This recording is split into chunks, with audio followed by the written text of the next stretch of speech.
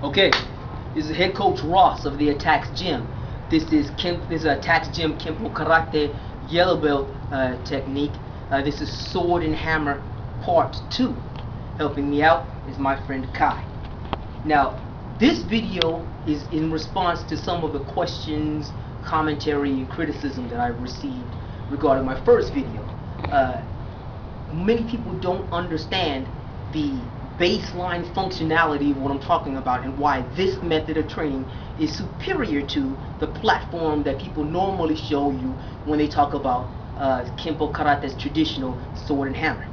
Okay, let me demonstrate what happens in real life, and we're going to go from a 180-degree circle. I'm going to start with him completely lateral to me. Kai's going to play the bad guy. He's going to do here. In real life, what happens is the bad guy doesn't just put his hand on your shoulder, massaging your shoulder all lovey-dovey style, while he cocks his fist, cock your fist back, waiting for you to execute your wonderful Kenpo technique. That doesn't happen. 95% of the time when this happens, this scenario occurs, it's a surprise attack, or even if you saw this guy, you weren't prepared for him to do what he does in this situation. So what you're looking at here is two primary forms of action here. When he puts his hand on you, he's not resting his hand on you. He's pushing you away, robbing you of balance, and he'll throw 3 punches at you. And you get hit first. And it looks something like this. You're going to like that. That's what happens in real life. Okay? Or you're just getting your blather on, and he comes, flanks you. He won't push you. He'll grab you by your shoulder and turn you into the punch. And it looks like this. There you go, like that. It's a bad look for you. Okay? You are not going to be doing any of this. That's not going to happen. The restrictions of the scenario itself is one of surprise. Okay? Now, the same thing happens when you shift grips, which is how you should train, by the way. So if he shifts grips, his right leg's now in front, he grabs me with his right hand, he cocks his left fist, he'll still push me away, go, and throw 3 punches, 2 or 3, and he'll still pull me toward him, right hand on my shoulder, pull me toward him, and I want to get hit. Go. Boom, boom, boom. Okay? This is what you're looking at. You have to train your sword and hammer against each one of these situations. Also, when your opponent is directly lying behind you, this is the one that everybody knows about. You've seen this many a time. Okay? Especially at clubs or in multi-fight situations. Somebody come right up behind you in the hairline. Bah! Your sword and hammer should be able to handle this. If you haven't trained your sword and hammer this way, your sword and hammer isn't as functional as it should be. Yes, a lot of people are going to get mad I say that. I don't care, because it's true. Okay? Now, same thing's going to happen. Your attacker is generally going to push you forward and hammer you, pull you back and hammer you. And that's before he does nasty stuff like choke you and slam you and tackle you and stab you and hit you with bottles. All of which your sword and hammer should be able to handle, because you should be training against that. Okay? When he grabs you with his right hand on your right shoulder, pushes you forward, and throws 3 punches at you, it looks like this. Go. Boom, boom. You're getting hit. It is not a good day. Okay? Same thing when he switches up. Left hand on the left shoulder, cocking back with the right hand, which is the most likely scenario, because most people are right-handed. When they come from behind you, it's usually going to be a right-hand punch. Push you forward, left hand going to be on you, punch it, bam, bam, bam. Now, when he pulls you backwards, there's 2 primary scenarios in this situation. He could actually pull you backwards and you're not looking at him, and he reaches around your face and loops a punch into your face. We've seen this many times. Go ahead, left hand. Here, I'm looking at you, da-da-da-da. He pulls back and boom! Oh! Explosions, 4th of July, so fireworks, and it's not the kind that you like. Okay? You still have to do sword and hammer out of these situations. Okay? Now, same thing will happen on the right side. Okay, you come over the right side here. Off my left side, his right hand is going to be grabbing me here, and he'll push me forward and throw the punches with his left hand. Push me forward, punch, bam, or he'll pull me back. Go ahead, pull me back, boom. All right, all of this you need to train against. There's 2 primary responses that you have with your actually functional, that will really work, sword and hammer technique. You will have only 2 general responses after you get hit. And that will be come back over here again so the camera can see you. Left hand on my shoulder. That will be after you get hit, after he pushes you or pulls you, push, go ahead and push me. He goes to punch, bam, you get hit. You will either turn to the outside of the hand that's grabbing you and execute your sword and hammer. Turn here, bring your right foot as close to your opponent as possible and execute the sword and hammer to get him off of you. Alright?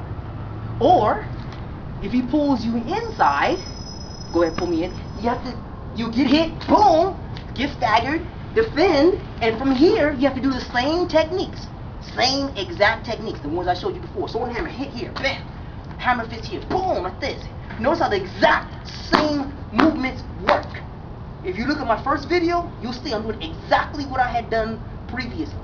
Here, bam, hand traps down, knee strikes the groin at the same time as it circles back out. Whack! Let me turn this way, so you can see. From here, boom, hand strikes down, wham, here. Now this doesn't look like it's anything, but he will tell you, you can see he's much more muscular, much more powerful than I am. But if I trap here and tap him, even tap him, that don't feel good, does it, Kai? It does not feel good. Folks, I have knocked people out twice this size with just that one move. Here, and with marriage of gravity, as his foot sets down, I fire wham the knife hand to the back of his. See how he's moving? I'm not even putting any power in it. I even put the full body whip. I didn't put the Kenpo body whip, I just dropped my hand.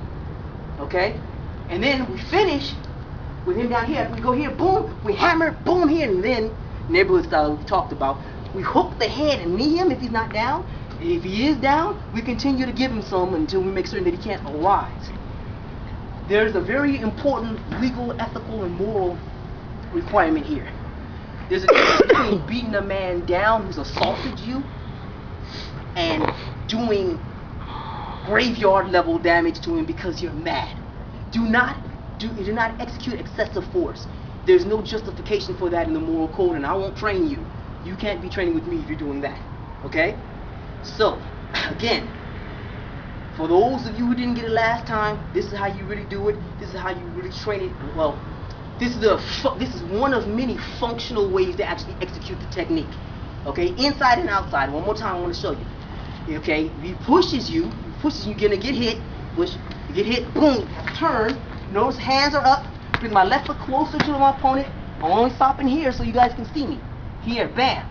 This hand, hammer. This hand will be the sword. So when I turn, and from the push, I turn, bam, here. Like this, point of origin, both hands fire. This one fires into the back of the neck. This one, as you can see, from here, bam, bam, hits into the body. He will tell you, even when I'm just moving, looking at you guys, not even putting any power on it, he'll tell you this isn't fun. It's not fun, is it? He will tell you it's not fun. Now, see his angle right here? Doesn't mean that you scoot around and try to meet him in the groin. You hit the nearest target. You circle, you drive your knee into the thigh, circle, punch, bam, to the back of the neck. Boom, here. And as this foot comes down, this allows you to drop your weight into the knife hand and then bam. And it's a bad day for him. He started off giving you all kind of stuff you don't want. He ends up all kind of asleep because you use a functional version of sword and hammer. Ladies and gentlemen, you may disagree with the specifics of the way in which I execute the technique, but there's nobody who can actually use the technique in a fight, who can actually teach others to defend themselves in a fight, who does not stress test their techniques against the actual situation it's supposed to defend against. Failure to do that is completely stupid. It doesn't matter who you are. It's like telling a boxer that he can only jab, with left hand going forward, or, and only at the head, nowhere else.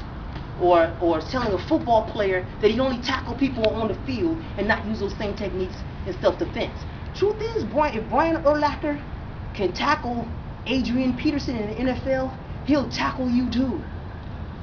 If you train your techniques against another trained martial artist in a realistic environment, dealing with the scenario and the types of attacks, is supposed to address and thwart, you beat the next man too, because 9 times out of 10, he's not a martial artist. Okay? Now, if you have any questions or comments, leave it at the end of the video. Behind the camera is Tati, helping me out. My friend Kai, it's the head coach Ross of the Atacx gym. See you guys in a little while.